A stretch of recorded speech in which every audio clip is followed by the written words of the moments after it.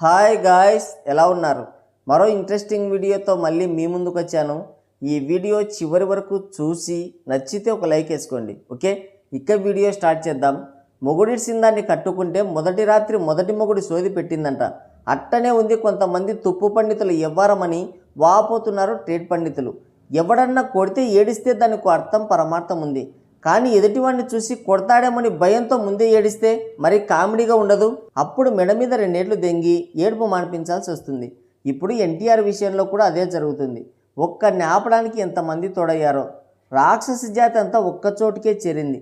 అయినా కాకులు శపిస్తే పిచ్చుకలు లాల్తాయా? అసుర జాతికి శపించే శక్తి ఇంకా ఇవ్వలేదు దేవుడు. ముక్కన్నాక జలుబు చేస్తుంది, సినిమా అన్నాక హిట్టో ఫ్లాపో వస్తుంది.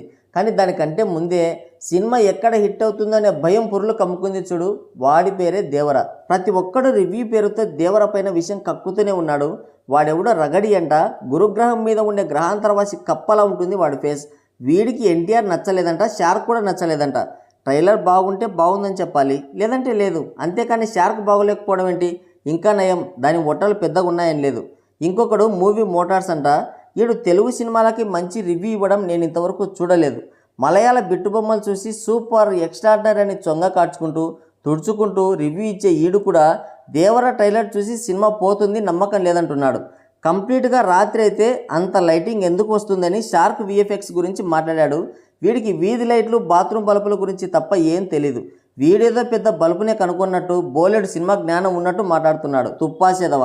మొన్ననే పరాక్రమం సినిమా గురించి మాట్లాడితే డైరెక్టర్ కమ్ హీరో బండి సరోజ్ కుమార్ అమ్మ నా బూతులు తిట్టాడు. జనరల్గా సిగ్గు శరం ఉంటే వీడు అస్సలు రివ్యూలే చెప్పకూడదు. ట్రైలర్ చూసి బాగోలేదని చెప్పిన వీడే మళ్ళీ బ్రేక్డౌన్ వీడియోలు కూడా చేస్తాడు. ఇంతకంటే దరిద్ర పెదవే ఇంకొకడు ఉంటాడా? సంపూర్ణేష్ బాబు వచ్చి మహేష్ బాబుని నువ్వు అందంగా లేవన్నట్టు సినిమా నాలెడ్జ్ లేని వాళ్ళందరూ కూడా సినిమా గురించి మాట్లాడేవాళ్ళే. వీడేదో పెద్ద వేణుస్వామికి పుట్టినట్లు సినిమా పోతాదని ముందే చెప్తున్నాడు. ఇంకొకడు ఉన్నాడు, వీడంతా లేకేదవా యూట్యూబ్ చరిత్రలోనే ఇంకొకడు ఉన్నాడు. వీడికి నచ్చినోడు చిరు తాత శరణమన్నయ్య. కానీ నిత్యం జపం చేసేది ఎన్టీఆర్ బాలయ్య. శరణమన్నయ్య గే చేంజర్ మూవీ ఉందని కానీ అది డిసెంబర్లో వస్తుందని కానీ ఎవ్వడికి తెలీదు. దానికి గాలి కొట్టడమో జాకిలేయడమో చేయకుండా దేవరని కిందకి లాగాలని చూస్తున్నాడు. సినిమా ఎక్కడ హిట్ అవుతుందో అని వీడి ఏడుపు కాదు. రేపు సినిమా రిలీజ్ అయ్యి హిట్ అయిందంటే వీడి పేరులో ఉన్న నిప్పు ఒంటి మీదకి వచ్చి తగలబడిపోతాడు. దేవరలో ఎన్టీఆర్ పొట్టిగా ఉన్నాడంట. అమీర్ ఖాన్ ఇంకా పొట్టిగా ఉంటాడు. దంగల్ రికార్డ్ ఇప్పటికీ చెక్కు చెదరలేదు. కంటెంట్ ఉన్నోడికి కటౌట్తో పనే ముందిరా ముండా. సింహాద్రి సినిమాకి స్నేహం కోసం సినిమాని పోటీగా దించితే అప్పట్లోనే సుస్సుపోయించాడు సిరుతాతకి. తెలుసా?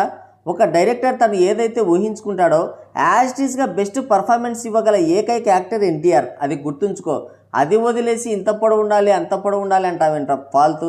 ఆఫ్రికాకు వెళ్ళు, నువ్వు ఎక్స్పెక్ట్ చేసిన పొడవున్న హీరో దొరుకుతాడంటున్నారు ట్రేడ్ పండితులు. దేవర పైన అన్ని విధాలుగా దాడి స్టార్ట్ చేశారు. బట్ ట్రైలర్లో చూపించిన దానికంటే కూడా సినిమాలో ఏదో దాచారని స్పష్టంగా అర్థమవుతుంది.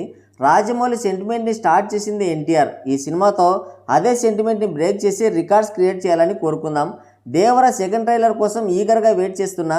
అది వచ్చిన తర్వాత మళ్ళీ మాట్లాడుకుందాం. సో గాయస్, ఇది వీడియో. మరోసారి మరో ఇంట్రెస్టింగ్ వీడియోతో మళ్ళీ కలుద్దాం. Thank you. Take care. Bye bye.